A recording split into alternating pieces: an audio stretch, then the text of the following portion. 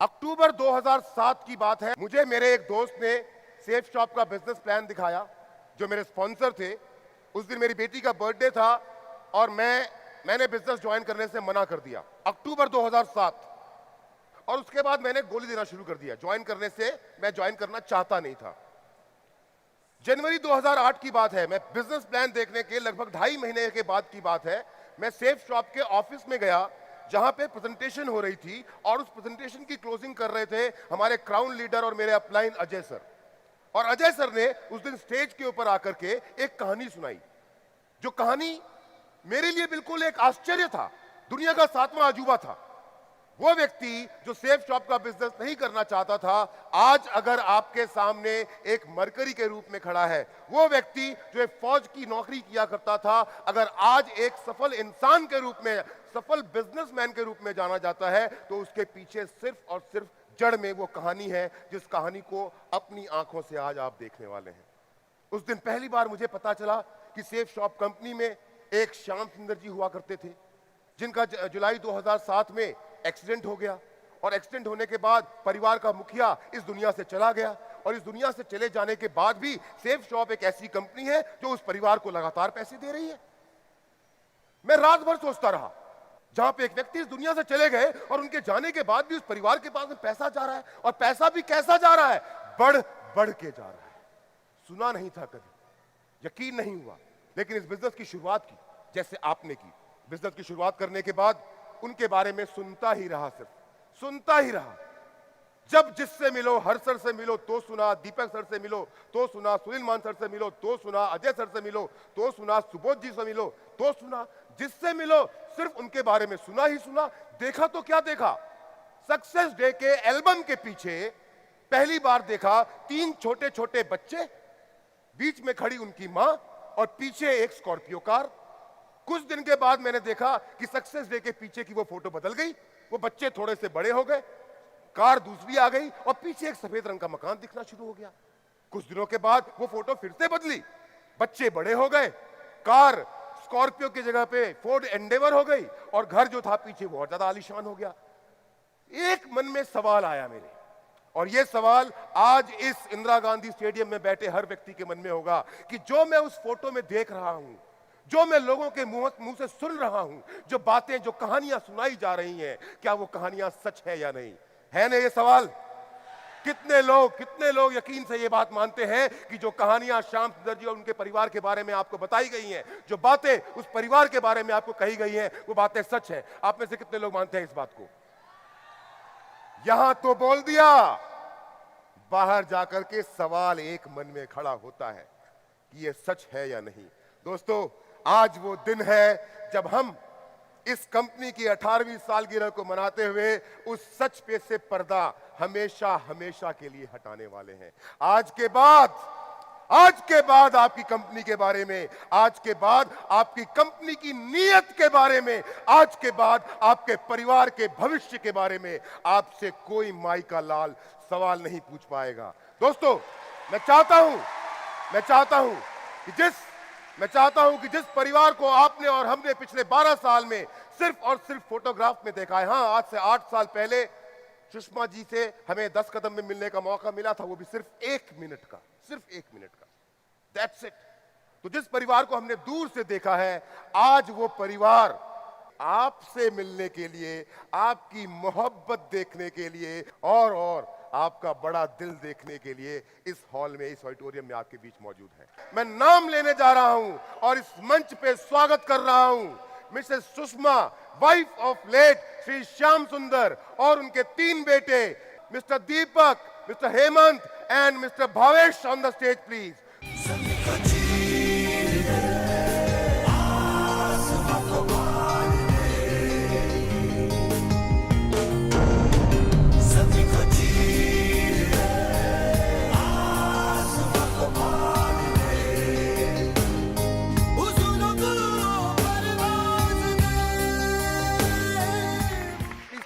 आइए बैठिए।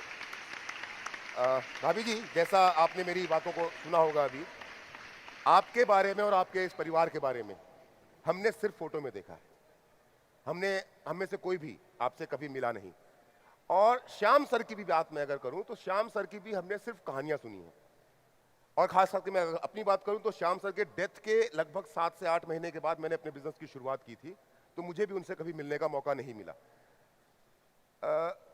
एक्चुअली मैं अपने थ्रू बाकी सबसे को ये बताना चाहता हूँ और ये जानना चाहता हूँ कि सेफ शॉप आपकी ज़िंदगी में कैसे आया, और सेफ शॉप जब आपकी ज़िंदगी में आया तो उसके बाद क्या क्या बदलाव हुए, और फिर वो एक्सीडेंट, जिस एक्सीडेंट के बारे में हमने सिर्फ कहानियों में सुना है, उस एक्सीडेंट के बारे में अगर आप हमें कुछ बता सकें तो बहुत मेहरबानी होगी।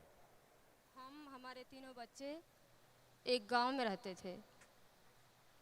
उस गांव में हमारे हस्बैंड जी कोचिंग पढ़ाते थे, वो साइकिल से पढ़ाते थे। ट्यूशन पढ़ाते ही वो अपना बिजनेस को ज्वाइन कर लिए थे, मुझे पता नहीं था। 1 साल हो गया, मुझे पता नहीं चला, और 1 रुपये का भी इनकम वो नहीं किए, और हम सुनते रहे। दूसरा साल जब हुआ तो हमारे घर में बातचीत चलने लगा कि अब कार मोटरसाइकिल आएगी। हम सुनते थे, बहुत खुशी होती थी कि क्या हमारे घर में मोटरसाइकिल आएगी।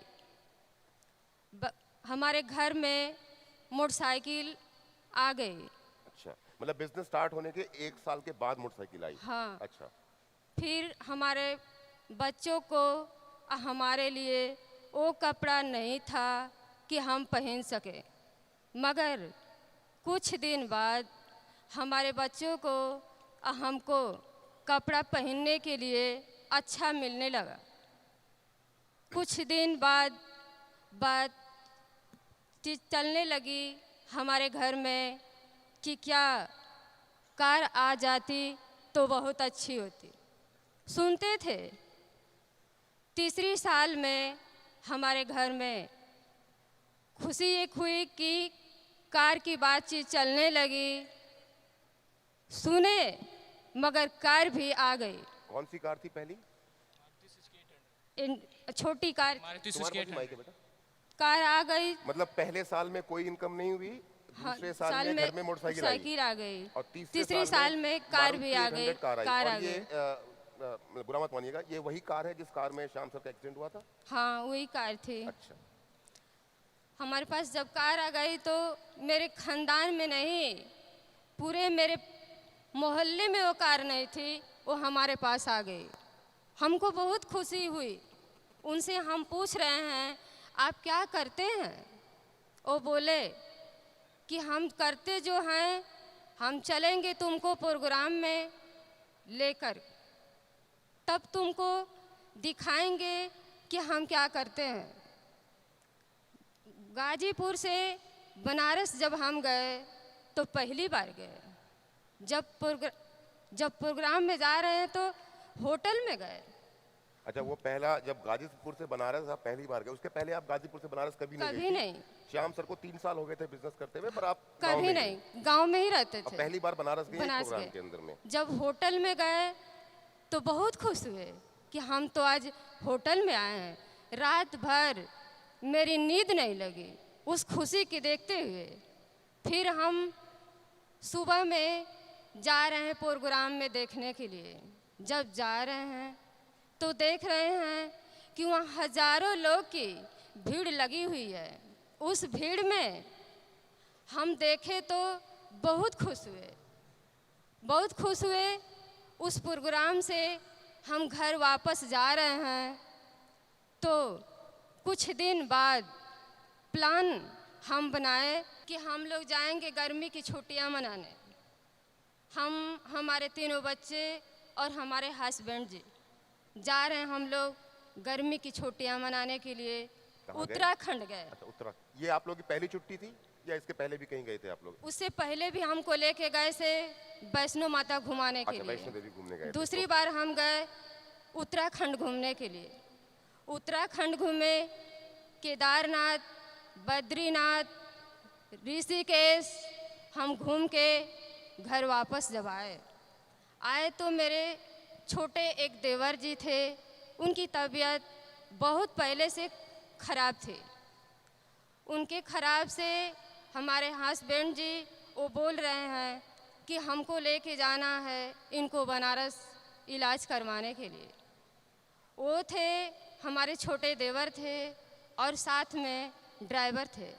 दवाई करा करके उनको और घर वापस आ रहे थे तो ड्राइवर से वो बोल रहे हैं कि मुझे एक कार को दे दो, हम चलाएंगे। वो ले लिए। लेने के बाद वो कार से घर वापस जब आ रहे थे उसी बीच उनकी एक्सीडेंट हो जा रही है। अच्छा, मतलब जब ड्राइवर से गाड़ी श्याम सर ने ले लिए और श्याम सर गाड़ी नहीं चलाते थे? नहीं, कभी नहीं। हमेशा ड्राइवर चलाता ड्राइवर था। चलाता उस दिन था। उन्होंने ले गाड़ी लिए, भाग ले लिया। हाँ ले लिए। जब एक्सीडेंट हो जा रहा है मुझे रात में पता नहीं चला, कुछ भी पता नहीं चला।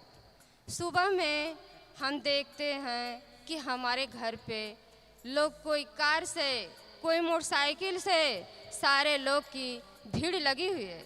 हम घर से बाहर जा रहे हैं तो देख रहे हैं कि हो कर रहा है। पूछे कि आप क्यों आए हैं? वो बोल रहे हैं कि श्याम सर की कार से एक्सीडेंट हो गया है। हमको ये लगा कि उनको थोड़ा बहुत चोट लगा है, इसीलिए सारे लोग मिलने के लिए आए हैं। हम सुबह से लेकर शाम तक उनको इंतज़ार कर रहे हैं, लेकिन उनकी डेड बॉडी शाम को आई तो। अच्छा, मतलब एक दिन शाम को पहले उनकी डेथ हो चुकी थी एक्सीडेंट में और डेड बॉडी आपको खबर भी एक दिन के बाद? हाँ, हमको खबर पहले से नहीं मिला था। तो लोगों ने क्या कहा था आपसे? वो लोग बोले कि मतलब उनको एक्सीडेंट हो गया है, बस इतना ही पता था, मुझे और पता नहीं था। जब उनको शाम में हम देख रहे हैं, शाम में तो उनकी डेड बॉडी आई तो हमको लगा कि ये तो हमारे हस्बैंड जी की डेड बॉडी है। देखते हुए हम अचानक बेहोश हो जाते हैं। फिर कुछ बाद मेरी होश हो रही है तो देख रहे हैं कि हमारे घर पे हर सर, दीपक सर गए हैं। कुछ लोग मिलवाने के लिए वो जा रहे हैं। देखे फिर अचानक हम बेहोश हो जा रहे हैं। उसके बाद क्या हुआ मुझे पता नहीं चला। अच्छा, मतलब हर सर, दीपक सर तक दिल्ली में खबर पहुंच गई थी कि श्याम सर का एक्सीडेंट हो गया, पर आपको नहीं बताया गया था। हमको कुछ पता नहीं था। वो घर पे नहीं पहुंचे। नहीं। अच्छा भाभी जी, यहाँ पर एक बड़ा इंपॉर्टेंट सवाल मेरे दिमाग में आता है कि श्याम सर जब बिजनेस करते थे तो क्या आपके साथ बिजनेस को डिस्कस किया करते थे कि क्या कर रहा हूँ, कहाँ कहाँ पे काम चल रहा है, किस तरह का काम कर रहा हूँ? नहीं, हमको कुछ पता नहीं था। कुछ नहीं पता था। बिजनेस प्लान और कंपनी के बारे में भी आपको कुछ पता नहीं होगा शायद। अब तो पता है, उस समय शायद नहीं पता होगा कुछ। उस टाइम कुछ पता नहीं था। कुछ पता नहीं था। तो क्या आपको ये पता था कि जब श्याम सर की डेथ हो गई तो इंसान को एक झटके से बाहर निकलने में समय लगता है, क्योंकि इतना बड़ा हादसा हुआ परिवार में, कुछ जब दिन गुजरे होंगे, तो क्या आपको इस बात की खबर थी कि सेफ शॉप कंपनी किसी इंसान के ना रहने के बाद भी उसके परिवार को और उसके नॉमिनी को उसका पे आउट, जो उसके हिस्से का पैसा बनता है, वो देगी या देती है? ये क्या आपको पता था श्याम सर की डेथ के बाद? नहीं, मुझे कुछ पता नहीं। आपको कुछ नहीं पता था? आपके लिए एक तरह से दुनिया खत्म हो गई? हाँ, कुछ नहीं था, हमको पता ही नहीं था कि क्या हुआ, नहीं कुछ पता नहीं था। फिर आपको कब पता चला कि हाँ सेफ शॉप पैसा देगा आपको? ये बात आपको कब मालूम चली? पता चला कि हमको दीपक सर पूछे कि भाभी अपना अकाउंट खोलो और हमको खाता नंबर और चेक नंबर दे दो, और उसी दिन से ऐसा कोई हफ्ता ना हो कि हमारे अकाउंट में पैसा नहीं गया हो। उस दिन से और आज तक।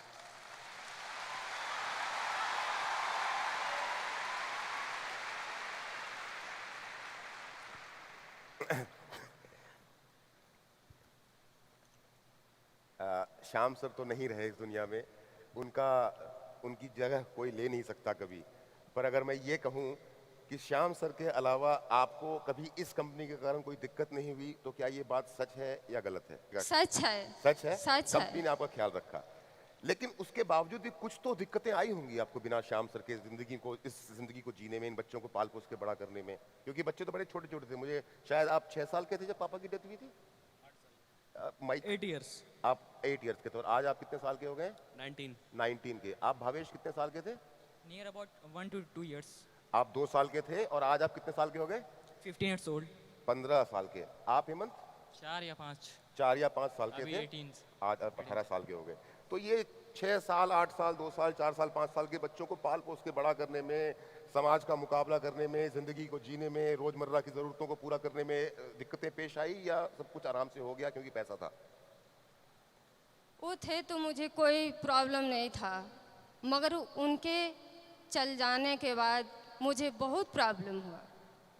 हमारे घर का रीति रिवाज यही था कि आपको घर से बाहर नहीं जाना है, मगर हमारे बच्चों का समय से फीस नहीं जमा होता था, बच्चों का कोई बुक कापी किताब लेने के लिए होता था तो मुझे बहुत सोचना पड़ता था, क्या आज होते तो हमको सोचना नहीं पड़ता। मतलब पैसा होते हुए भी फीस जमा नहीं हो पा रही है क्योंकि आप घर से बाहर नहीं जा सकते। घर से बाहर नहीं जाते थे। फिर बहुत कब आपने बाहर जाना शुरू किया फिर?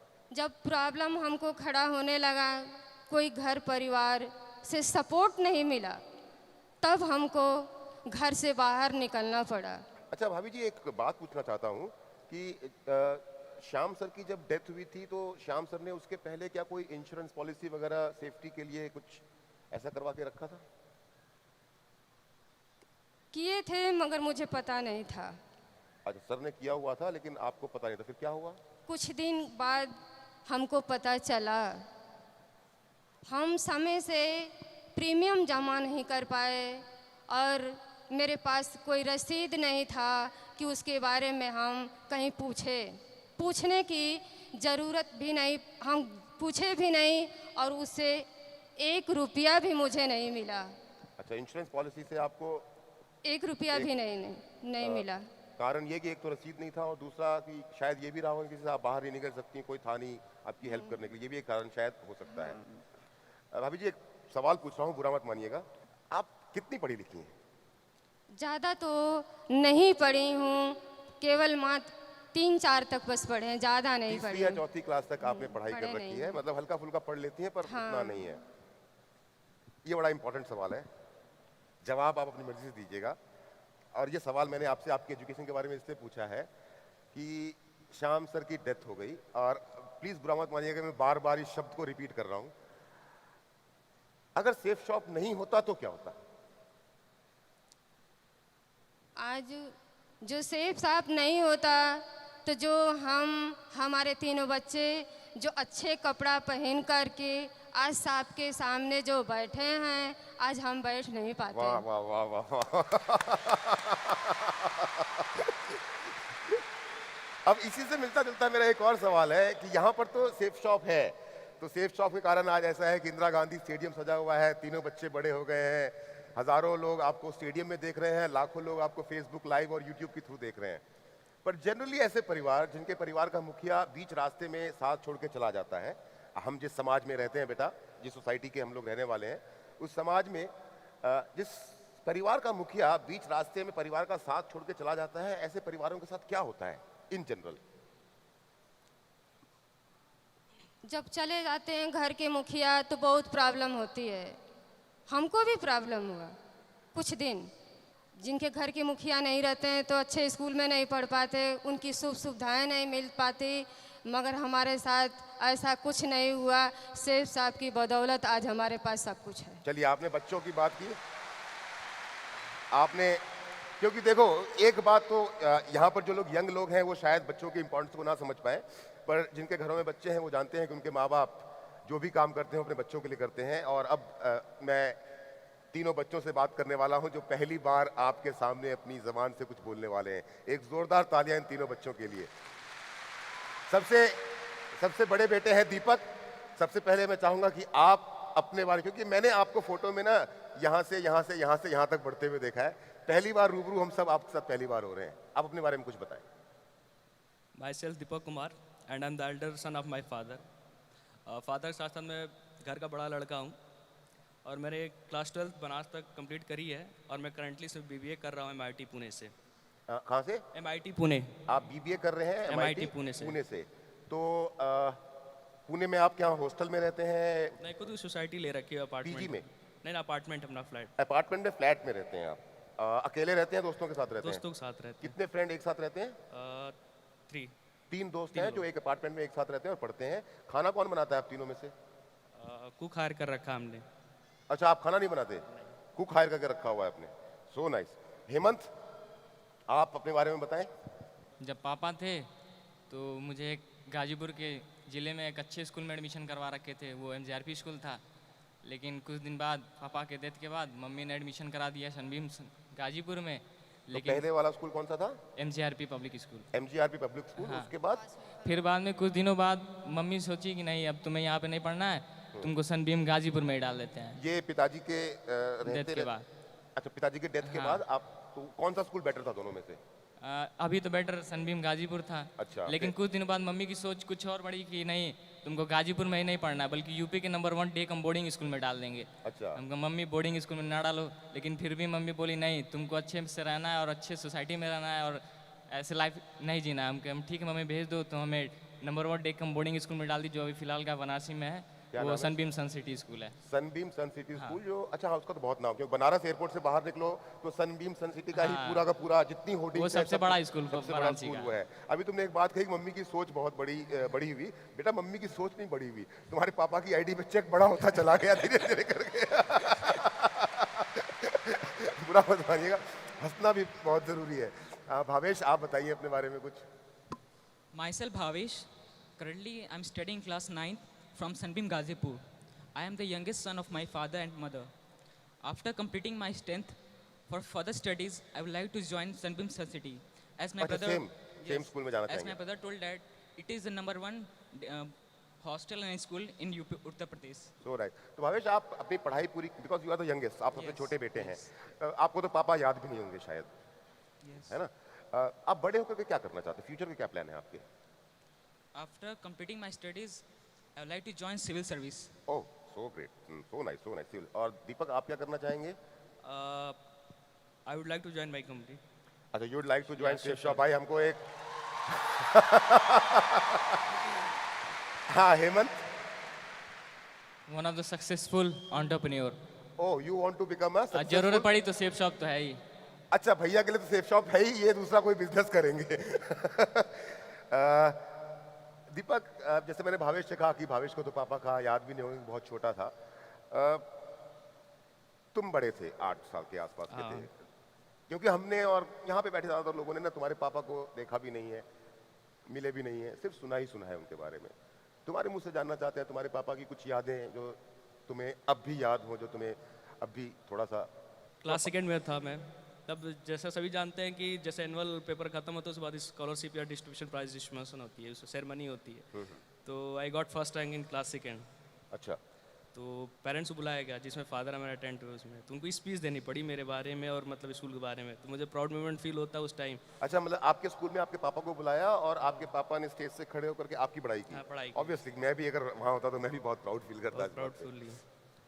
और एक और, जैसे मुझे टॉयज़ के कलेक्शन बहुत पसंद थे। हमें मुझे एक कार पसंद थी, बहुत एक्सपेंसिव थी उस टाइम की, 2000 की थी। कार मतलब खिलौने वाली कार या कुछ चलती वाली नहीं कार? नहीं नहीं, खिलौने वाली अच्छा, कार। खिलौने वाली कार। तो बहुत एक्सपेंसिव थी, तो बट मम्मी से बोला तुम्हें फादर से बोलो आप। मैंने पापा से बोली, वो जीत करके मैंने गाड़ी उन्होंने दिला दी मुझे। तो मेरे लिए बहुत सिंपल थे कि ताकि वो मुझे गाड़ी को आपने संभाल के रखा है पापा अभी भी की याद? रखी पड़ी है। अभी भी उस गाड़ी को अभी आपने भी पापा रखी की याद में संभाल के रखा हुआ है। सो nice of you, so nice. Hemant, तुम्हें कुछ याद है या बस हल्का फुल्का ही पापा का?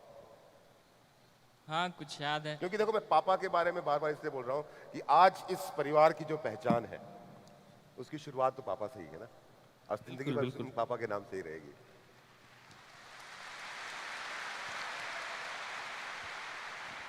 हाँ, जब मैं छोटा था, स्कूल नहीं जाता था, पढ़ाई में मन नहीं लगता था, तो हमें वो दिन भी याद है जब पापा हमें मार मार के भेजा करते थे। अच्छा नहीं लगता था स्कूल जाने में, लेकिन उनके मारने के बदौलत आज हम हमेशा रेगुलर अटेंड करते हैं पापा स्कूल। से रोज मार खाते थे तुम? हाँ, स्कूल नहीं जाया करते थे। अच्छा, ये बड़ा नटखट बेटा है, इसको पापा की अच्छी बातें याद पढ़ने नहीं है, में on पापा की मार average याद है। पढ़ने नहीं जाना चाहते थे फिर? तो फिर वो मार याद है हमें अभी तक, अभी और तक उसके याद वजह से हमेशा रेगुलर अटेंड करते हैं उसी स्कूल। के कारण आज इतने बढ़िया स्कूल में आप पढ़ भी रहे हो। भावेश, आप ना जब आपके फादर का एक्सीडेंट हुआ हेमंत, होगा, हाँ हेमंत, तब उस समय आपकी एज ऐसी थी जिस समय ना कुछ चीज़ें लोगों को याद होती हैं, कुछ चीज़ें याद नहीं होती, कुछ चीज़ों की समझ होती है और कुछ चीज़ों की समझ नहीं होती। तो क्या जब आपके पापा का एक्सीडेंट हुआ और उनकी डेथ हुई तो क्या आपको पता चल गया था कि हाँ मेरे पापा नहीं रहे, या लोग मम्मी आपकी और आपके दोस्त लोग झूठ बोलते रहे आपसे? क्योंकि भावेश तो बड़ा था और सॉरी भावेश तो बहुत छोटा था और दीपक तो बड़ा था, पर आप बीच में थे उस समय एक ऐसी एज में जहाँ पे कुछ याद होता है कुछ याद नहीं होता है, कुछ समझ में आता है कुछ समझ में नहीं आता। ज़्यादा तो नहीं याद है, फिर भी मम्मी से पूछा करते थे, मम्मी ये बताओ पापा कहाँ है, तो मम्मी बोल दिया करती थी, बेटा पापा मीटिंग में गए, हो सकता है शाम तक आ जाएंगे या रात तक आ जाएंगे। फिर बाद में हमेशा यही बात करके टाल दिया करती थी। तो फिर कुछ दिन बीते, कुछ महीने बीते, तो फिर बाद में आखिर में पता चल ही गया पापा नहीं रहे। आप में से किसी ने पापा की कोई वीडियो कुछ ऐसा देखा है कभी? पहले की वीडियोस क्लिप देख रखी है अंकल, जो उनके डायमंड की प्रमोशन हुआ डायमंड की तालकटोरा प्रमोशन स्टेडियम। तुमने भावेश? मैंने भी डायमंड पोर्शन की डायमंड प्रमोशन देखा है। हम एक वीडियो है जो श्याम सुंदर जी का, मैंने वही एक वीडियो देखा हुआ है और उसको हजारों लाखों करोड़ों लोगों को हमने दिखाया हुआ है, हम भी देखना और मैं एक बार चाहता हूँ कि हम भी उसको सब मिलकर के देखें। दोस्तों, देखना आसान, सुनना आसान, करना बहुत कठिन होता है। अगर मैं अपनी जिंदगी का नाम बताऊं तो उसका नाम सिक्योर लाइफ है।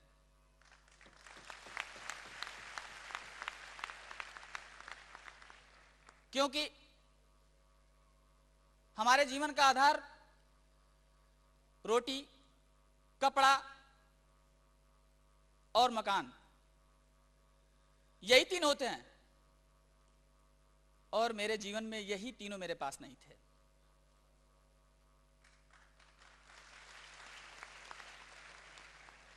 इतना ही नहीं, लाखों रुपए कर्ज के साथ मेरे सर से माता पिता का साया भी उठ गया था।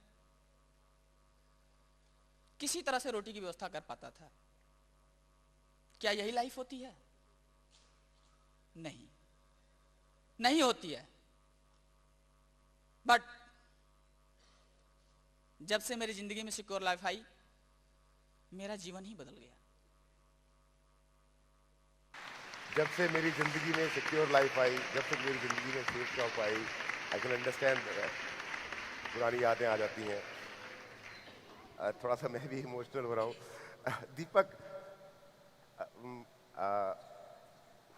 कभी जिंदगी में रोजमर्रा में कभी ऐसा फील करते हो कि काश मेरे पापा मेरे साथ होते, काश? अंकल, जैसा कि आप सभी जानते हैं कि स्कूल में पेरेंट्स मीटिंग होता है, पेरेंट्स मीटिंग में पेरेंट्स को पहुंचना बहुत जरूरी होता है।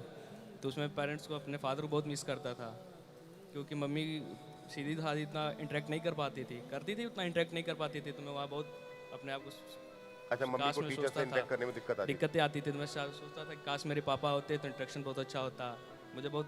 और जैसे कि स्पोर्ट डे होता है स्कूल में, तो प्राइज सेरेमनी में मैं जाता था स्टेज पे, तो पापा का नाम होने में बहुत फील करता था, काश मेरे पापा होते तो मुझे देख सकते, प्राउड मोमेंट तक कि मेरा बेटा इतना कामयाबी पे है। तो मैं बहुत फील करता था। और जैसा कि मैंने पहले बताया अंकल कि मैंने पुणे में MIT में एडमिशन ले रखा है, तो मैं यहाँ से बनारस से पुणे फ़्लाइट की टिकट खुद कराई, अपने एकोमोडेशन मैंने खुद देखी।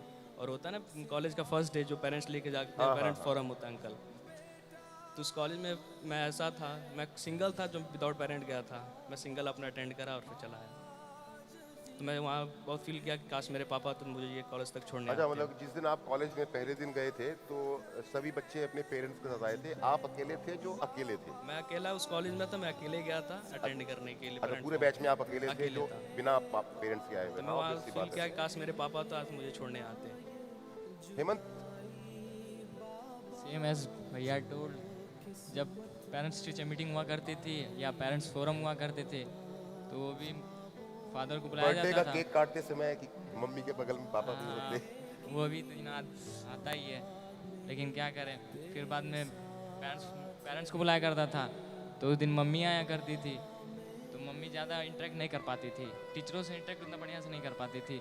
फिर भी अच्छे से ही करती थी, ऐसा नहीं है, अच्छे से करती थी, लेकिन फिर भी पापा कुछ अलग ही ढंग से किया करते थे। फिर वो दिन ज़्यादा याद करते बिना पापा के। हम लोग छोटे भी काफी थे। दीपक, तुम सबसे बड़े हो, तुम्हें सेफ शॉप के बारे में कब पता चला? जब क्लास 8 में था तब मुझे पता So चला। means that you have been almost like 13 years old, 13, 14? Yeah. 13 14 you are years. 19 means 5 years back. आज से 5 साल पहले तुम्हें पता चला कि सेफ शॉप क्या, मतलब सेफ शॉप क्या? मैंने बिजनेस की बाइबल पढ़ी हुई थी घर पे, मैंने उसकी पढ़ी तो मैंने सिर्फ देखा कि ये बिजनेस प्लान, मतलब ये बाइबल पढ़ी हुई है, पापा की प्रमोशन मतलब ऐसे हुई थी, उनकी स्टोरी लिखी हुई थी और क्या लेबल है उनके, मैंने बस इतना। तो बिजनेस बाइबल के थ्रू आपको मालूम चला कि सेफ Safe shop शॉप है। में, और क्योंकि उसमें आपके पापा की स्टोरी छपी हुई थी, और उनके लेबल ओके, मेंशन। उनका लेवल भी लिखा हुआ था। So what do you know about safe shop right now? अब तक क्या पता है आपको सेफ शॉप इस कंपनी के बारे में? बस ये पता है कि हमारे हर हफ्ते में 1,90,000 आ जाते हैं 10% टीडीएस काट के। मुझे बस ये पता है ट्रांजेक्शन हफ्ते में आ जाते हैं। तो हिम्मत, तुम्हें क्या पता है सेफ शॉप? अब कब पता चला तुम्हें सेफ शॉप के बारे में? ज़्यादा कुछ तो नहीं पता, लेकिन याद है दिल्ली आए थे उस टाइम 10 कदम का प्रोग्राम फंक्शन था, शायद 10th एनिवर्सरी थी शेप शॉप की। तो भाभी जी, जब वो 10th एनिवर्सरी में आप आई थी तो बच्चे साथ आए थे क्या आपके? तीनों बच्चे साथ में आए अच्छा, थे। स्टेज पे तो आप अकेली आई थी उस बार? तीनों बच्चे नीचे थे, हम अकेले थे। अरे भाभी जी, आपकी वो वीडियो ना मैंने स्पेशली कटवा के रखी है, आपने सिर्फ 1 मिनट 30 सेकंड बात की है। श्याम सुंदर की मैं धर्म पत्नी हूँ। मेरा नाम सुषमा है। हमारे 3 बच्चे हैं और एक दिन अचानक उनकी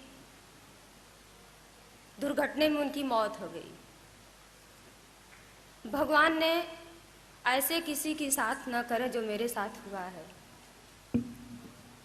जितनी यहाँ पे महिलाएं बैठी हैं, अपनी अपनी पति को सहयोग दें कि ये बिजनेस मेरा हमेशा कामयाब हो।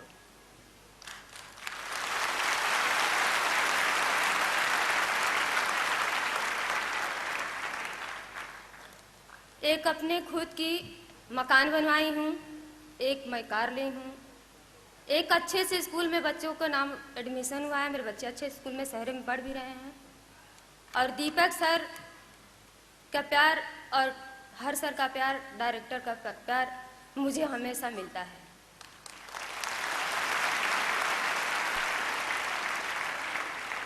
और उन लोग को मैं धन्यवाद देना चाहती हूँ। अब एक सवाल यही आपसे पूछता हूँ कि आपको सेफ शॉप के बारे में क्या पता है? 1,90,000 वाली बात तो हो गई, लेकिन आपको क्या पता है सेफ शॉप के बारे में? इससे पहले तो हमको कुछ नहीं पता था। उनको, हमारे हस्बैंड जी थे तो उनको पता था। कुछ दिन बाद हमको पता चला। अच्छा, क्या क्या जानती हैं आप सेफ शॉप के बारे में? कुछ नहीं। अच्छा, ये बड़ा अजीब सा जवाब हुआ। आपने कहा कुछ दिनों के बाद मुझे पता चला, और मैंने जब आपसे पूछा कि क्या जानती तो आपने बोला कुछ नहीं। अब एक सवाल और पूछता हूँ, सेफ शॉप में आप किन किन लोगों को जानती हैं? हमारे दुख सुख में हर सर और दीपक सर मिले तो उनको हम जाने। कुछ दिन पहले आपको देखे, आज आप हमारे सामने बैठे हैं। तो आप इतनी बड़ी कंपनी के अंदर में हर्ष सर, दीपक सर के अलावा, और हमारी मुलाकात तो इसी इंटरव्यू के लिए आज से 4 महीने पहले हुई थी कि आपको जब बताया गया था कि इंटरव्यू होगा। आप हर्ष सर, दीपक सर के अलावा किसी को नहीं जानते थे। हेमंत, आप किसी को जानते हो सेफ शॉप के अंदर में? अब ये मत बोलना आपको जानता हूँ, क्योंकि हम सामने बैठे हुए हैं। मेरे अलावा किसी को जानते हो? नहीं, सिर्फ दीपक अंकल और हर्ष अंकल। आप सिर्फ दीपक अंकल को जानते हो। दीपक, आप किन किन को जानते हो सेफ शॉप के अंदर में? मैंने तो स्टार्टिंग से हर्ष अंकल और दीपक अंकल को जाना, शुरू से अंत तक मुझे सपोर्ट किया। हर्ष अंकल को, दीपक अंकल को। और पिछले 3 महीने पहले आपसे ऑफिस में मिला तो मैं आपको जानता हूँ, और अजय अंकल को मैं मिला था ऑफिस में, इंट्रैक्शन सेशन नहीं मिला फिर भी वहाँ जानता हूँ, और मान अंकल को मैं जानता हूँ ऑफिस में, उनसे भी इंट्रैक्शन। अब मैं तुम्हारे उस सवाल पे आता हूँ, जो सवाल क्योंकि मुझे भाभी से भी पूछना था और दीपक से, हेमंत से भी पूछना था। बेटा, एक बहुत सिंपल सा सवाल है कि एक कंपनी है, जो कंपनी तुम्हारी फैमिली को हर सप्ताह पैसा दे रही है, क्या कभी जानने की कोशिश नहीं की कि वो कंपनी करती क्या है? 10,000 रुपए सप्ताह से, 17,000 रुपए सप्ताह से शुरू होकर के 2 लाख रुपए सप्ताह तक तुम्हारे पापा की आईडी पता है? पापा की आईडी पता है? हाँ, पता है। क्या? भोलू एंटी। भोलू किसका नाम है ये बताओ पहले। मेरा। अच्छा, पापा ने आईडी तुम्हारे नाम पे ली थी। So nice. चलो ये तो कम से कम पता है। तो क्या कभी ये जानने की कोशिश नहीं की कि एक ऐसी कंपनी जो पापा के ना रहने के बाद भी हमारे घर में इतना पैसा भेज रही है और हर सप्ताह भेज रही है, बिना नागा किए लगातार आ रहा है, कभी भी एक दिन डिले नहीं हुआ, तो मैं जानूं उस कंपनी के बारे में कि है क्या चीज़ ये। जनरली अंकल यंग एज में क्या होता है कि सब कुछ फैसिलिटीज पूरी हो जाती है तो इतना सोचने की जरूरत नहीं पड़ती है। क्या क्या क्या सब कुछ? सब कुछ इतनी फैसिलिटी मेरी पूरी होती रहती है तो मुझे यकीन नहीं अच्छा, जब सब कुछ मम्मी से पूरी हो जाती है इच्छाएं, तो बाकी और जानने की जरूरत ही क्या है। चलो फिर हम क्विज गेम खेलते हैं। ये बताओ हमारी कंपनी कौन कौन से प्रोडक्ट प्रमोट करती है? कोई भी जवाब दे सकता है। हमारी कंपनी के प्रोडक्ट बताओ। कुछ नहीं पता मैं है। भी नहीं पता। है जी, कुछ नहीं। अच्छा हमारी कंपनी में कितने नेटवर्क होते हैं, कितने लेग होते हैं? Left and right leg. अच्छा, ये मालूम है हाँ, कि ये पता है। लेफ्ट एंड राइट होते हैं।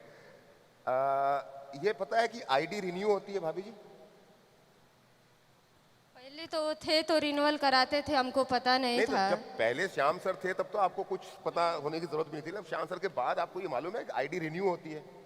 हर साल 590 रुपए लगते हैं आईडी हाँ। रिन्यू करवाने में। हम जब फोन कर देते हैं तो दीपक सर रिन्यूअल करा देते हैं। आज तक आपने आईडी भी रिन्यू नहीं कर रिन्यूअल पाया। नहीं करवाते हैं। अच्छा, पापा की टीम साइज मालूम है? नहीं। मैंने बाइबल पढ़ी 17,000 की, जब वो जो बाइबल बिजनेस बुक में आपने पढ़ा था, कितना? 17,000। 17,000 के बाद क्या पापा की टीम बढ़ी नहीं? पता नहीं। पता नहीं। भाई श्याम सर की टीम के जितने भी एसोसिएट यहाँ पर हैं, सब खड़े हो जाओ अपनी जगह पे। ये है बेटा तुम्हारे पापा की टीम। ये है वो टीम जो तुम्हारे पापा पीछे छोड़ करके गए थे। एक बार चिल्ला के बताना। आवाज वहां तक पहुंचानी है, जोर से। सो nice of you, thank you. बैठ जाइए। जब बेटा आपके पापा की डेथ हुई थी ना, तो आपके पापा अपने पीछे 17,000 लोगों का एक नेटवर्क छोड़ के गए थे। जो 17,000 लोगों का नेटवर्क आज बढ़ते बढ़ते 4.5 लाख से ज्यादा का हो गया है।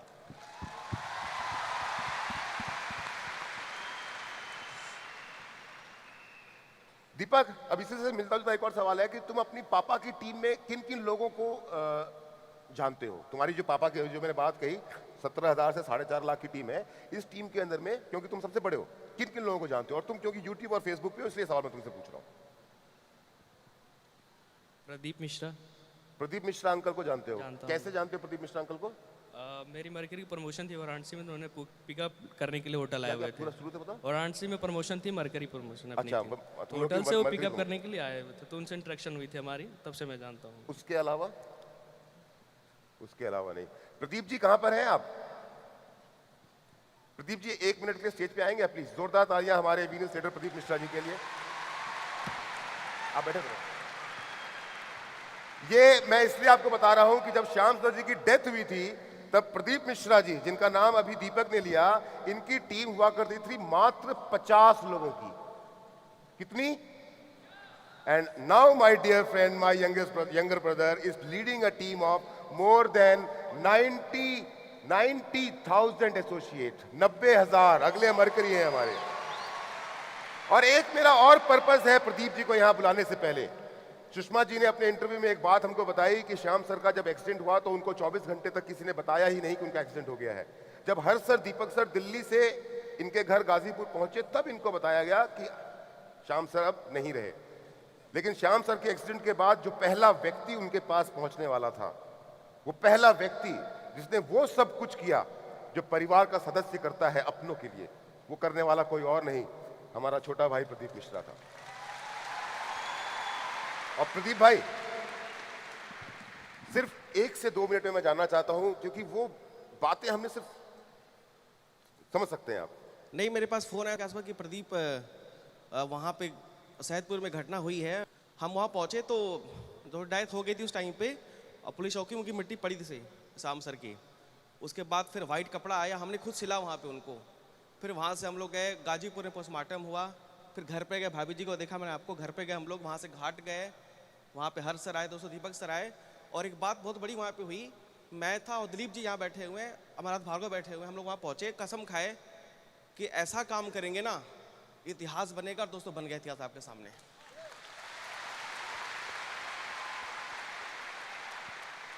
और अभी तो बहुत कुछ करना बाकी है फ्रेंड्स, अभी तो बहुत कुछ करना बाकी है। Thank you Pradeep ji, so nice of you, thank you.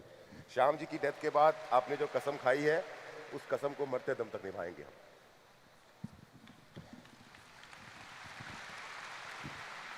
आज के बाद आप लोग ये नाम प्रदीप मिश्रा कभी नहीं भूलेंगे। मेरा अगला सवाल है भाभी जी। अब इस सवाल का जवाब ना मैं पहले से जानता हूं, पूछो कैसे? कैसे? इवॉल्व इंडिया क्या है बताओ?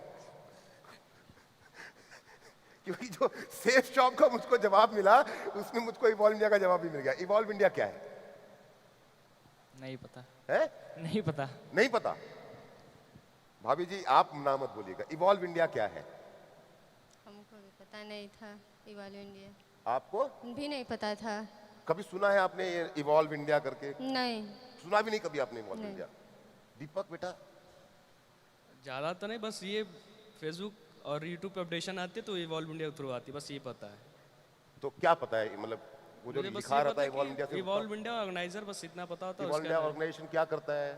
इतना आइडिया कुछ नहीं है, बस ये इतना पता है idea? कि पोस्ट अपलोड करती है, इवॉल्व इंडिया सब ऑर्गेनाइज करती है, बस इतना। और इवॉल्व इंडिया का ऑर्गेनाइजेशन है, इतना ही पता है बेटा। अभी आज सीख लो एक चीज, क्योंकि अल्टीमेटली तुमको हमारे साथ ही काम करना है, कि तुम्हारे पापा की टीम तुम्हारे ना रहने के बाद जो 17,000 से 4.5 लाख तक पहुंची, इन बिटवीन क्या हुआ कि जितनी भी सेल्स आई उन सेल्स के बदले का जो कमीशन का चेक बनता था हर वीक, वो आपके घर पे ईसीएस के थ्रू आपकी मम्मी के अकाउंट पे पहुंचता रहा। ये सेफ शॉप का काम था और सेफ शॉप ने अपना ये काम ईमानदारी से किया, बिना किसी शक और बिना किसी नियत में खोट लाई किया। लेकिन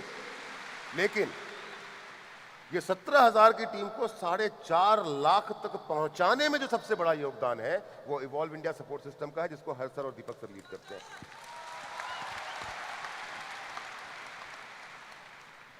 भाभी जी आपकी श्याम सर का जब एक्सीडेंट हुआ था तो उसके पहले शादी के कितने साल हो चुके थे? 14 साल हो गया था शादी करने के बाद। अच्छा, शादी के 14 साल के बाद वो उनका स्वर्गवास हुआ, तो भी मोटा मोटा 12 साल हो गया है उनका स्वर्गवास हुए। तो आपकी जिंदगी के दो पहलू हैं, एक वो पहलू है जो 14 साल तक जब आप उनके साथ थी, और एक ये पहलू है जो 12 साल आपने अपने दम पे समाज के साथ और इन बच्चों के साथ में अपनी जिंदगी की लड़ाई लड़ी है। क्या अंतर आया है उन दोनों जिंदगियों में? वो थे तो भी किसी चीज़ की कमी नहीं थी, आज वो नहीं है तो भी किसी चीज़ की कमी नहीं है, बाकी उनकी तो याद हमको हमेशा आती है, जब तक हम रहेंगे तब तक आती रहेगी। दीपक, मुझे ना ऐसा लग रहा है कि ये सवाल मैंने ये सवाल ना शुरुआत में मम्मी से पूछा था, जब हमने मम्मी की पढ़ाई की और उसकी बातें की थी, मुझे लगता है ये क्वेश्चन तुमसे भी मुझे करना चाहिए। बेटा बड़ा सोच समझ के जवाब देना मुझको, and you can take your time. तुमने इतनी सारी बातें सुनी, अगर सेफ शॉप नहीं होता बेटा, क्योंकि तुमने जब इंट्रोड्यूस किया अपने आप को तो तुमने बताया, मुझे हेमंत ने बताया, भावेश ने बताया अपने स्कूल के बारे में, you are studying in top school, top colleges, flat में रह रहे हो, खाना जो है कुक आके बना के जाता है, कोई दिक्कत नहीं जिंदगी में। अगर सेफ शॉप नहीं होता तो?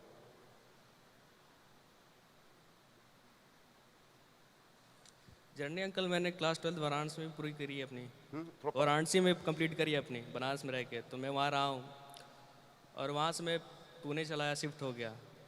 तो ऑलमोस्ट मैंने इंडिया के सारे टॉप मोस्ट सिटी में ट्रेवल कर चुका हूँ, और वहाँ देखता हूँ रेस्टोरेंट, होटल या फिर ढाबा जैसे वगैरह, तो जो 16 से 18 के बीच में कम उम्र के बच्चे जो काम करते हैं, तो शायद अगर हमारे जीवन में सेफ शॉप नहीं होता तो मेरे फादर के ना होने के बाद मैं उस रेस्टोरेंट या ढाबे या फिर होटल में काम किया करता। इतनी छोटी उम्र में बाहर निकलना पड़ता मैं घर को चलाने नहीं, अगर के लिए। मैं नहीं कहता कि ढाबे या रेस्टोरेंट में, लेकिन अगर मैं सच बताऊं कि जिन परिवार को तो ऐसा होता है, उन परिवार के जो बड़े बच्चे होते हैं, लड़के हो या लड़कियां हो, उनको बहुत कम उम्र में अपने घरों से बाहर निकलना पड़ता है। निकलना पड़ता है 17-18 साल की उम्र में नौकरी करना, स्ट्रगल करना शुरू करना पड़ता है, जिसकी आज तुम तीनों में से किसी की जरूरत नहीं है। और अगर भाभी जी अगर मेरी बात गलत हो तो आप ना कर सकती हैं, श्याम सर इतना कुछ तो करके चले गए कि अब इन तीनों बच्चों को जिंदगी भर कुछ करने की जरूरत नहीं पड़ेगी। नहीं करने की कोई ज़रूरत नहीं, इतना करके गए हैं कि सोचने की ज़रूरत ही नहीं है। तो जब अगर यही बात है कि सोचने की जरूरत नहीं है, तो मुझे ये बताइए कि क्या क्या करके गए हैं श्याम जी ना रहने के बाद भी? क्या क्या प्रॉपर्टीज, घर, गाड़ी, बंगला, क्या क्या बनाया है आपने? हम हमारे तीनों बच्चे हम गांव में रहा करते थे। उस गांव का नाम है गोविंदपुर, गाजीपुर जिला। हमारे बच्चों को वो सुविधा नहीं मिलता था, इसीलिए हम गांव से किराया की मकान में आ गए। अच्छा, ये श्याम सर जब तक थे तब तक आप लोग गांव में ही रहे हैं? हाँ, हम गांव में अच्छा, रहते उनके टाइम पे आप गाजीपुर शिफ्ट नहीं किए थे? नहीं, श्याम सर के जाने के बाद आप लोग गाजीपुर शिफ्ट किए, और वो भी किराए पे? किराए के मकान में थे 1.5 साल। 1.5 साल? 1.5 साल। अच्छा। अब हमको ये लगा कि हम कितना दिन तक किराया की मकान में रहेंगे। अब हमको ये लगा कि हम क्यों ना अपने के लिए खुद का मकान बनवा लें। एक छोटा नहीं, बहुत बड़ा प्लाट हमने खरीद रखा। कहाँ पे? गाजीपुर में। कितना बड़ा प्लॉट? वो 3 बीसे का प्लाट है। 3 बीसा मतलब लगभग 3000 स्क्वायर फीट का। Very good. उस प्लाट। अच्छा, वो यही है? हैं? हाँ, ये आप ही का घर है ना? हाँ, ये चलिए, ये घर बड़ा फेमस है, जानते हो कि नहीं जानते हो? है ना? हाँ, बताइए, इस घर के बारे में बताइए आप। इतना घर बड़ा बनाए हैं आज कि उस घर में कोई रहने वाला भी नहीं है। क्यों? इसलिए कि हमारा बड़ा बेटा एक पुणे में रहता है। हाँ। और उससे जो छोटा बेटा है वो बनारस में रहता है। एक उससे जो छोटा बेटा है वो गाजीपुर मेरे साथ रहता है। अच्छा, इस घर के अंदर में सिर्फ आप और भावेश रहते हैं, बाकी तो आप दोनों हॉस्टल में रहते हैं और अपनी पढ़ाई पूरी कर रहे हैं। चलिए, बस यही एक घर प्रॉपर्टी? नहीं, इसके अलावा भी प्रॉपर्टी मेरा 2 प्लाट गाजीपुर में है। कितने का है? एक छोटा दूसरा प्लाट है जो कि 50 लाख का है। गाजीपुर में 50 लाख का? गाजीपुर इसके में। अलावा? अच्छा, और एक जो तीसरा प्लाट है जो कि मेरा खुद का 1 करोड़ का है। 1 करोड़ का है? हाँ। और मैंने मुझे 1 करोड़ से बात याद आई कि आज से 3-4-5 महीने पहले मेरे को दीपक सर एक दिन कहानी सुना रहे थे कि श्याम सर की एक जमीन को सरकार ने अधिग्रहण कर लिया है, जिसपे हाईवे बनने वाला है। उसका कितना पैसा मिलना है आपको? उसमें 4 लेंथ में मेरा जमीन जा रहा है, जिसमें वो 1 नहीं 1.5 करोड़ रुपया मिलने वाला है। अच्छा, सरकार से 1.5 करोड़ रुपए का मुआवजा मिलने वाला है। तो आपने बेसिकली क्या है कि सारी की सारी प्रॉपर्टीज अपनी गाजीपुर में ही बहुत सारी अलग अलग प्रॉपर्टीज बनाई है, उसके अलावा भी कहीं? उसके अलावा भी मेरा प्रॉपर्टी है। एक प्लाट मेरा बनारस में है जो कि 1.5 करोड़ का प्लाट है। 1.5 करोड़ का प्लॉट बनारस में है? गाजीपुर और बनारस के अलावा कहीं और? उसके अलावा भी मेरा एक प्लाट है जो कि लखनऊ में अंसल ग्रुप में है, जो कि 2 करोड़ का प्लाट है। ये है? यही है आपका प्लॉट? यही है ना? यही है। सिर्फ प्लॉट या कुछ और गाड़ी है। वाड़ी? और मेरे पास पहले एक थे, हमारे हस्बैंड जी का कार था, वो छोटी कार थी। उसके अलावा एक हमने स्मार्ट कार वो स्कॉर्पियो लिए हैं, टॉप मॉडल स्कॉर्पियो है। हाँ। उसके बाद भी एक मेरा खुद का 4 इंडेवर कार जो कि 40 लाख की है। अच्छा, इनके अलावा 40 लाख रुपए का 4 एंडेवर कार है ये वाला? Okay, so nice. अब जो मुद्दे की बात है वो ये है, आप पढ़ी लिखी ज्यादा है नहीं? नहीं पढ़े हैं। नहीं पढ़ी लिखी है। क्या सेफ शॉप के अलावा आपके पास पैसे आने का, कमाई का कोई जरिया है? गांव घर में, वो गांव का नाम क्या बताया था आपने? गोविंदपुर। गोविंदपुर में जमीन बेच के आपने ये सब कुछ खरीदा? नहीं, तो ये पैसा आया कहां से? ये पैसा हमारा सेठ साहब की बदौलत सारा पैसा मानता है। ही नहीं, मैं कोई नहीं मानता। नहीं, सेठ साहब की मैं- बदौलत है। मुझसे लोग ये सवाल पूछते हैं कि सेफ शॉप तो पैसा देता ही नहीं है। अंकल वेट एक बात बताता हूँ।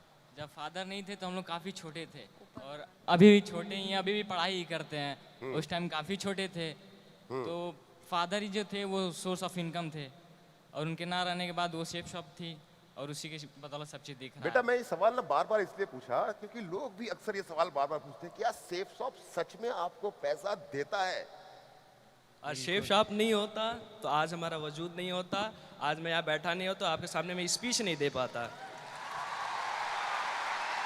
बुरा मत मानिएगा मेरी बात का, मैं यही जवाब आपसे एक्सपेक्ट कर रहा था, क्योंकि यही सवाल लोग हमसे पूछते नहीं हैं। नहीं, लोग कोई कंफ्यूजन ना रखे, आज जो भी है तो शेफ शॉप की बदौलत है यहाँ पे। दीपक, अभी हमने मम्मी ने वो कार की बात बताई, मुझे मालूम है कि ये फोर्ड एंडेवर कार तुमने अपने बर्थडे पे एक फैमिली गिफ्ट के रूप में खरीदी व्हेन यू टर्न्ड 18, जब तुम 18 साल के हुए, so you decided that now you can drive, legally drive, so you purchase this car, is it right? या इज राइट। ये कार कितने की है बेटा? 40 लाख। 18 साल की 18वीं बर्थडे पे, अपने 18th बर्थडे पे एक लड़का अपने आप को खुद फैमिली के साथ डिस्कस करके एक कार गिफ्ट करता है जिसकी कीमत कितनी है बेटा, फिर से बोलना? 40 लाख। 14 या 40? 40 40 लाख। 40 लाख रुपए की कार खुद को गिफ्ट करता है। ना तालीस पे मत बजाओ, तालीस पे मत बजाओ। मुझे दीपक सर के थ्रू पता चला है कि इस कार को खरीदने के पीछे एक बड़ी इंटरेस्टिंग सी कहानी है, याद है कुछ? कौन सी स्टोरी है? जब तुम ये कार खरीदने के लिए जा रहे थे तो कुछ लोन वोन रिजेक्ट हो गया था? लोन मिलना मना कर दिया था ना किसी ने? रिजेक्ट हो गया था। है? अगर तुम्हें बुरा ना लगे तो क्या वो कहानी सुनाना चाहोगे? बिल्कुल बिल्कुल। अच्छा, एक्चुअली वो अंकल की हमें लेनी थी मर्सिडीज बेंच। थोड़ा माइक में पास में। मर्सिडीज बेंच लेनी थी अपने को, बट गाजीपुर के वैसे रोड कंजेशन नहीं थी, इसलिए हमने एसयूवी ट्राई करी। तो अपने मतलब बातचीत करी हम लोगों ने, तो हमने सोचा फोर्ड इंडेवर ले लेते हैं, वो अपने लिए कंफर्टेबल पड़ी। तो हमारी थिंकिंग ये थी कि 20 लाख कैश दे देते हैं, 20 लाख लोन ले लेते हैं।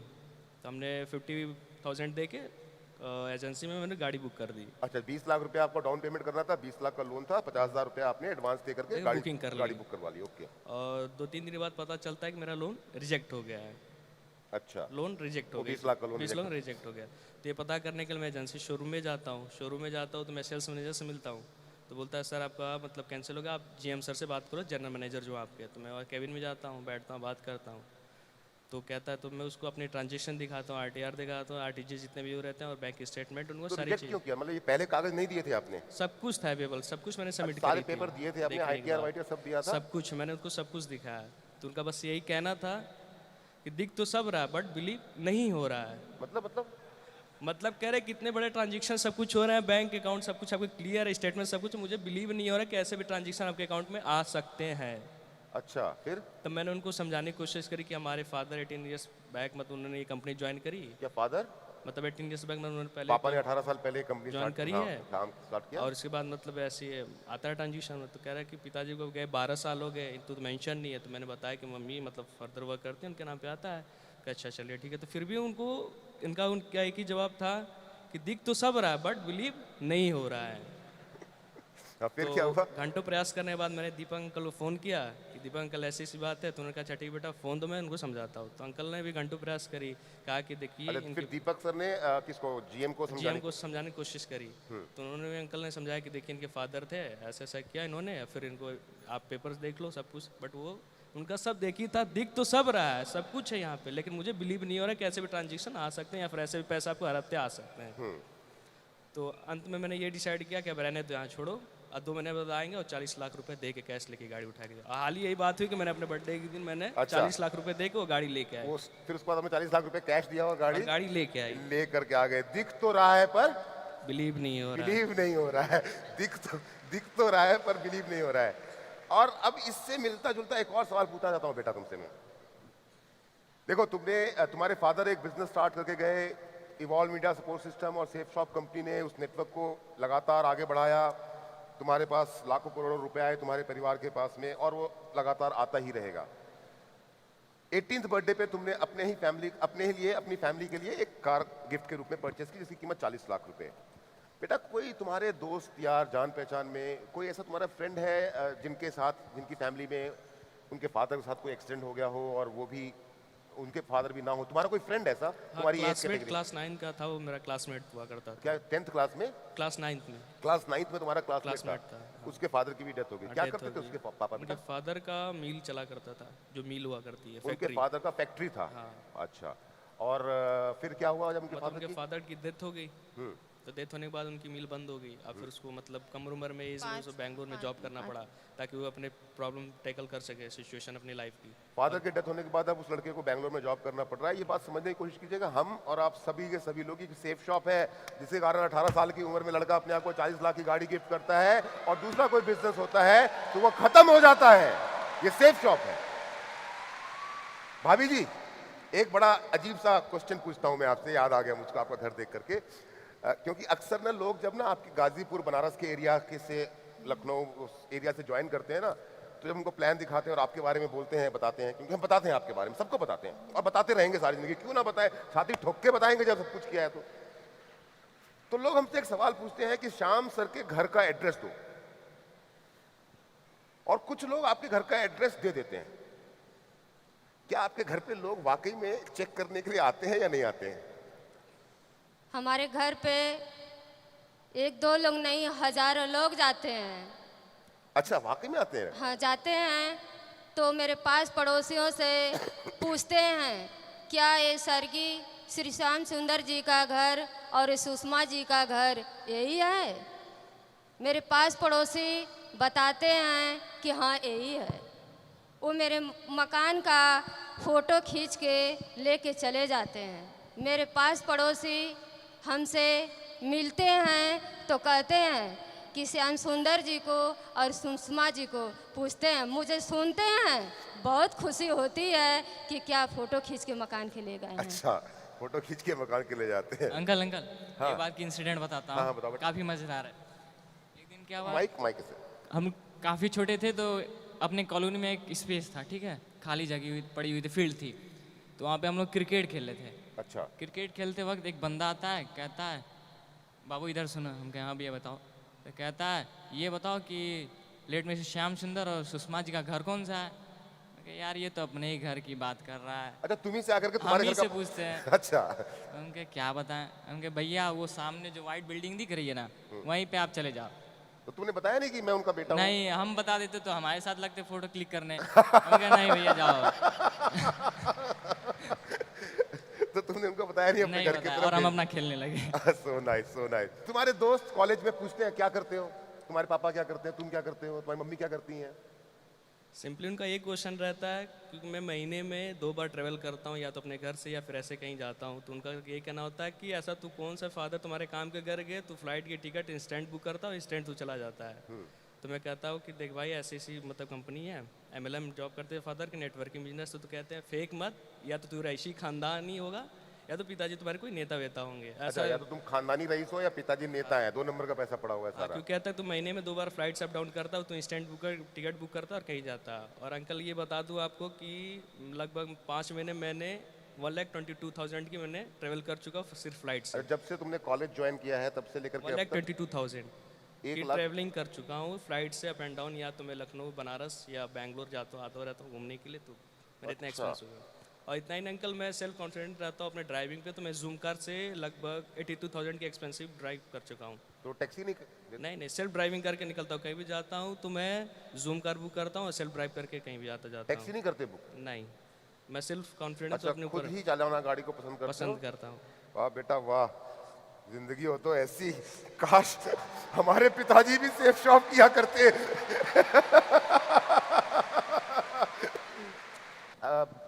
हेमंत, आखिरी बार तुम, अब उसने तो अपने जहाज की बात बताई, आखिरी बार तुम ट्रेन में कब बैठे ये बताओ मुझको। काफी दिन हो गए, वही पता है ना 10 कदम वाला प्रोग्राम था दिल्ली में जब आया था, उसी दिन बस बैठा था। अच्छा, आज से 8 साल पहले 10 कदम बस, के लिए बस। बैठे थे, उसके हाँ, बाद नहीं बैठे कभी? हाँ जी। आखिरी बार बस में कब तुम में से कोई बैठा है? तीनों भाइयों में से आखिरी बार बस का सफर कब किया तुमने? बस जो सड़क पे चलती है। नियर अबाउट 3 ईयर्स एगो, 3 3 साल साल पहले कहाँ गए थे? वाराणसी से लखनऊ तक गया था। वाराणसी से लखनऊ यूपी स्टेट ट्रांसपोर्ट की बस से गए थे? नहीं, वॉल्वो एसी बस अंकल। बेटा मैं वॉल्वो एसी की बात नहीं कर रहा, मैं उस बस की बात कर रहा हूँ जो सड़क में घूमती है शहर के अंदर नहीं, में। उसकी नौबत ही नहीं है कि मैं उसमें जाके बैठ उस बस सकूं। में कभी नहीं बैठे तुम लोग? नहीं, कभी नहीं बैठे? ट्रैवल करते हो तो याद भाई? नहीं है, लेकिन अभी तक तो याद नहीं है हमें। अच्छा, जिंदगी के बारे में क्या सोचते हो, यहाँ से आगे क्या होगा, क्या लगता है? यहाँ से ज़िंदगी बहुत हसीन दिखती है, और जितने भी सपने मेरे पूरे होते हैं वो सेफ शॉप की बदौलत पूरे होते हैं, मैं ये कहना चाहता हूँ। आपको अपने बच्चों का भविष्य क्या दिखता है? अगर ये सेफ साफ नहीं होता तो हम हमारे जो बच्चे अच्छे से बैठे हैं देखते नहीं हम लोग। तो इसी बात पे मैं आप इस इंटरव्यू को समाप्त करूंगा, या और कुछ पूछना बाकी है? अंकल एक और मैसेज मेल देना कुछ चाहता हूँ। बाकी है?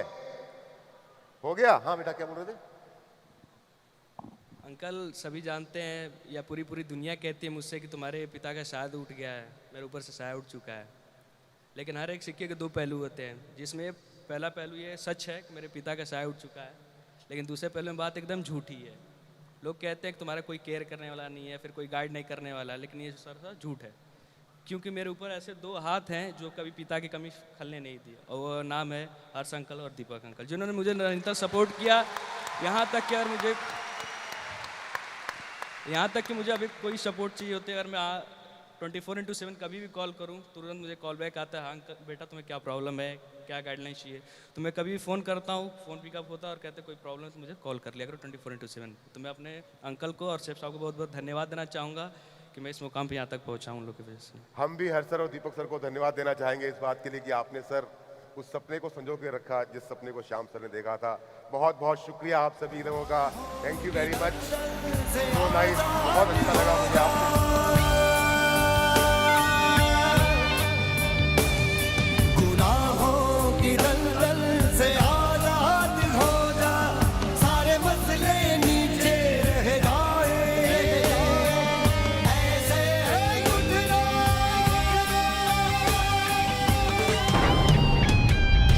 खुदी को कर बुलंद इतना, खुदी को कर बुलंद इतना, खुदी को कर बुलंद इतना, खुदी को कर बुलंद इतना, खुदी को कर बुलंद इतना।